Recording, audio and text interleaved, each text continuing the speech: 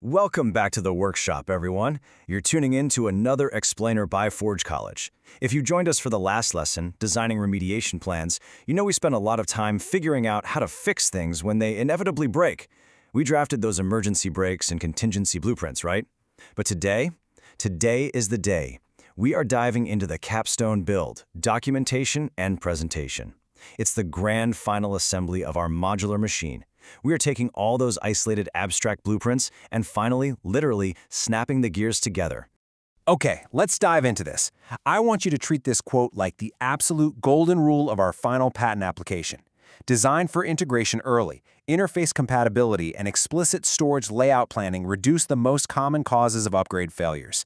Seriously, if we want this incredibly complex Web3 machine to purr like a kitten, the pieces have to fit perfectly before we flip that power switch. You can't just jam a bunch of gears together, cross your fingers, and hope they spin.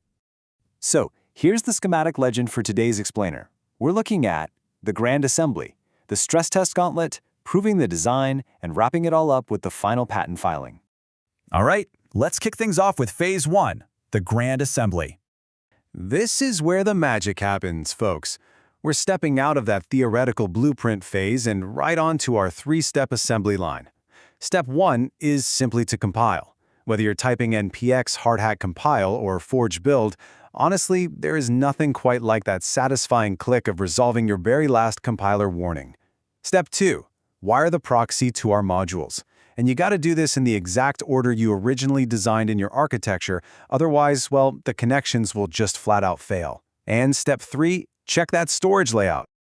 Actually, let me break that last point down just a bit. Storage layout compatibility. Think of this literally like keeping the exact same filing cabinet system in your office, even if you're completely changing the locks on the front door. We have to ensure that new contract versions don't accidentally overwrite old data slots. Preventing those overlapping slots is absolutely crucial, because if we get this wrong, our newly built machine basically mangles its own memory. It completely corrupts the data. Moving right along to Phase 2, the stress test gauntlet. All right, so the compiler is happy. The orange and green ink is dry on our schematics. Now we start dropping heavy anvils on our newly built contraption to make sure it can actually survive the unforgiving realities of the blockchain. We don't just run one simple test, we run 3 rigorous types. Unit tests, well, they check local behavior, making sure individual gears actually turn. Integration tests check cross-module interaction, ensuring those gears turn securely together without jamming up. And finally, upgrade tests verify state preservation. And this brilliantly illustrates how incremental layered verification prevents massive pull-your-hair-out debugging headaches later on when your contracts go live. Now, a huge part of those upgrade tests involves UPS, or the Universal Upgradable Proxy Standard. It's basically an upgrade pattern that places the upgrade logic directly inside the implementation contract. Just imagine being able to swap out the engine of your car while you're still driving 70 miles an hour down the highway. Sounds crazy, right?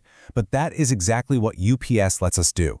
Our local scripts simulate exactly this, deploying a brand new implementation engine and updating the proxy pointer without losing a single drop of momentum. But listen, during that high-speed engine swap, these 3 upgrade invariants are absolute non-negotiables. 1, state variables must remain entirely unchanged. 2, user balances and token supply have to be perfectly preserved. And 3, new functions introduced by the upgrade must be fully available and callable. If your machine drops an anvil on literally any of these 3 things during our simulated upgrade, it fails the gauntlet entirely. No way around it. You just have to go right back to the drawing board. All right, let's look at Phase 3, proving the design. Okay, I can already hear the universal developer groan through the screen, writing documentation. But hold on, let's reframe this.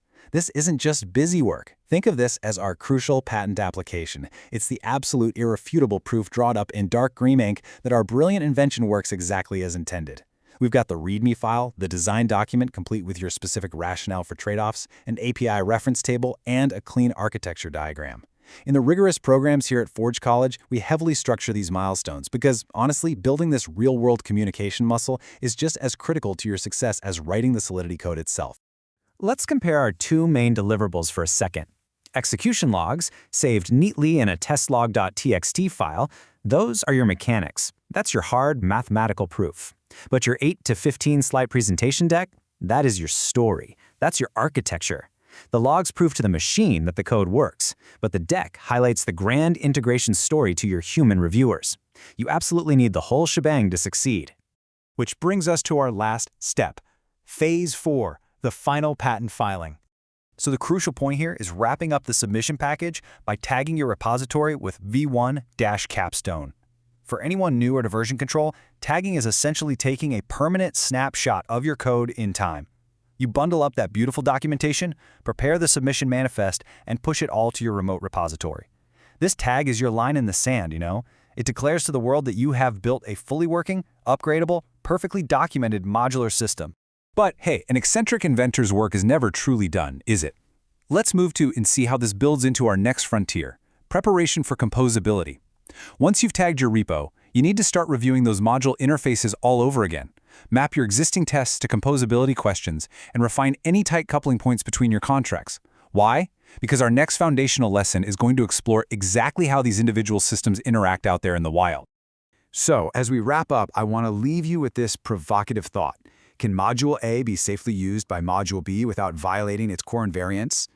When we start sharing mutable state across different, completely independent parts of the machine, things get incredibly interesting and, well, potentially explosive. So think deeply about that as you finish up your Capstone build. To continue your Web3 journey and dive deeper into these fascinating topics, make sure to visit forge.college. I've had a blast in the workshop with you today, and I'll catch you in the next explainer.